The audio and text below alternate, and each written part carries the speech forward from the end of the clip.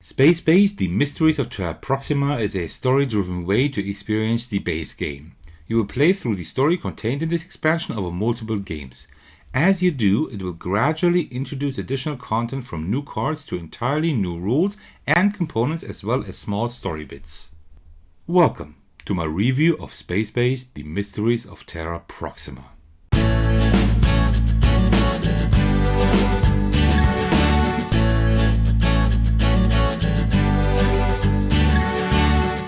Hey everyone, this is Attackers, and today I'm bringing you my first impressions of Space-based The Mysteries of Terra Proxima.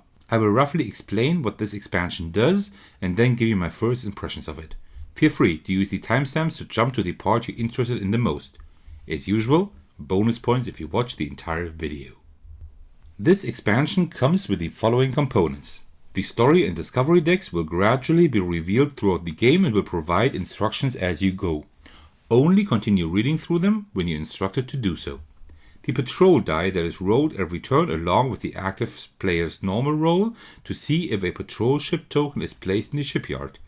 These cool dice that are used for making bonus rolls when a player gains a die. The Pluto mining station board is where you can buy these Shy Plutonium dice from. A drawstring bag for these Shy Plutonium dice, the patrol ship tokens to buy them, and a mystery box that you can only open later when you're instructed to do so. Will I show you its contents today?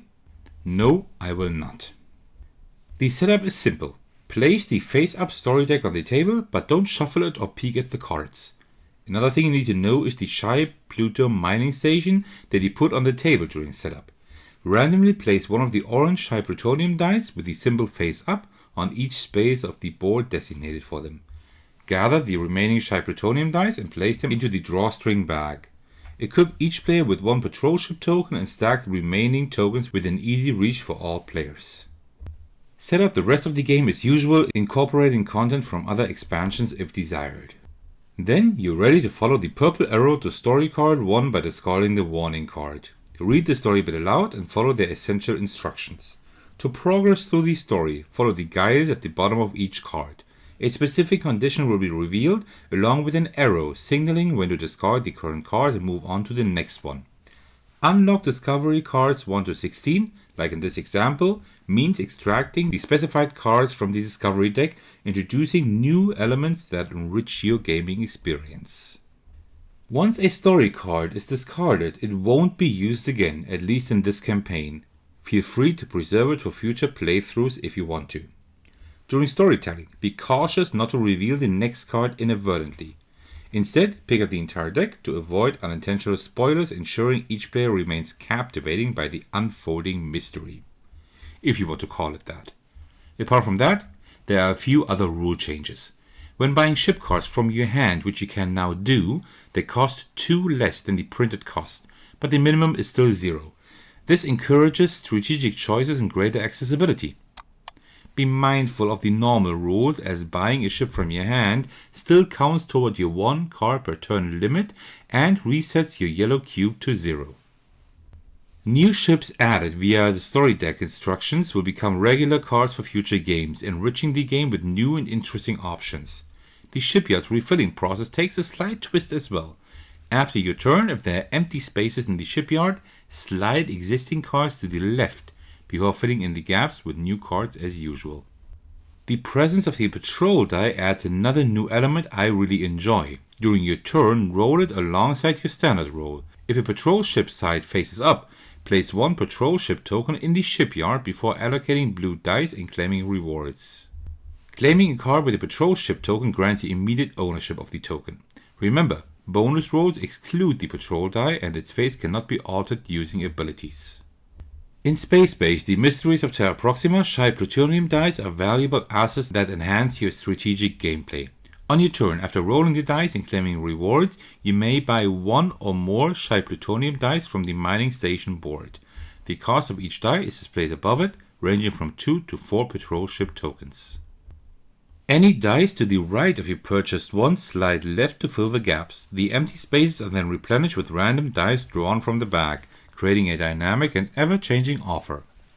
The true potential of the Shy Plutonium dice is unveiled as you roll the ones you've acquired and reap their rewards.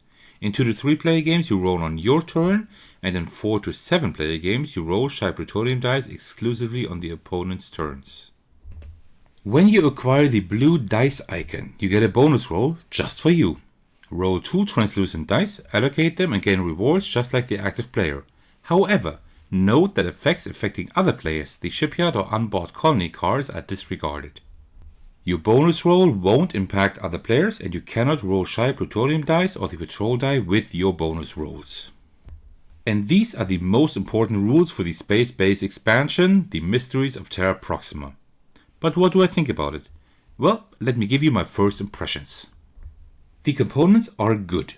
The Pluto board is thick and durable and the dice look great. The rest is just like in the base game. For people who love space-based, this is a very cool expansion that gives you more content in an interesting package. It is twofold. You get to unlock new cards during a campaign, which is always exciting, but you also have new cards to play with after you're through with the campaign. Of course, you can't really call this a story-based expansion, but each story card has these nice text bits that give you a bit more flavor. You need to know, though, that the game's rules become a bit more complicated with this expansion. It has not become a complex game, but the elegance of the base game has been slightly lowered for more content. That's not a negative per se, but something you should know. Also, it seems as if the balance of the game has been slightly shifted due to the new ships of the expansion. At least it seems slightly more imbalanced now. All in all, this is a good expansion for a good game. Do you need it to own Space Base? No. But if you absolutely love the base game and you can't get enough of it, this might be a pretty good purchase for you. Congratulations! You made it to the end of my review of the game expansion Space Base, The Mysteries of Terra Proxima. As usual, first of all, I would like to thank you all for your support. That means the world to me. I especially want to thank my patrons who are generously supporting me on Patreon. The biggest thanks go to Thakono, who's currently my biggest supporter. Thank you so much for that. You can also support me checking out the link to my Patreon in this video's description. There you can see the tiers I've come up with. As usual, I'm always thankful for a like, comment and especially a subscription. By the way, you can also join my Discord server if you'd like to hang out with me and my community. Alright, thank you so much for watching. I will see you in the very next video or on the Discord server. Take care everyone, stay safe and cheers.